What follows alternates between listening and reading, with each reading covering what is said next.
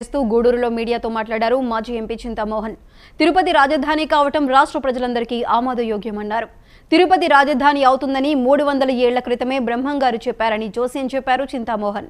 విశాఖపట్నంను జగన్, తూళ్లూరును చంద్రబాబు రాజధానులుగా పంచుకున్నారు. రాజధాని రాష్ట్ర ప్రజలందరికీ ఆమోదయోగ్యంగా ఉండాలన్నారు.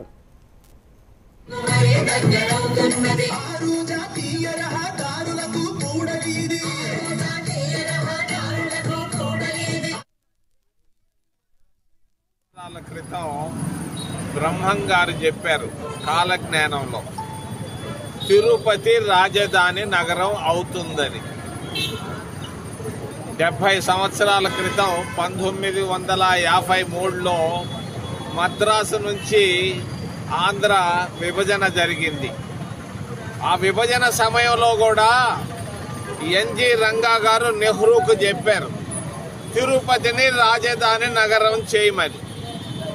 సంజీవరెడ్డి తిరుపతి కాదని కర్నూలుకు తీసుకెళ్లాడు. మరి 3 సంవత్సరాల తర్వాత కర్నూలు నుండి హైదరాబాద్కు వెళ్ళింది రాజధాని. హైదరాబాద్ నుంచి తుళ్ళూరుకు వచ్చింది. తుళ్ళూరు నుంచి విశాఖపట్నం వెళ్ళింది. మరి తిరుపతి ప్రజలందరూ కోరుకుంటున్నారు. తిరుపతి జిల్లా ప్రజలు నెల్లూరు, చిత్తూరు, తిరుపతి, కడప అందరూ కోరుకుంటున్నారు తిరుపతి రాజధాని నగరం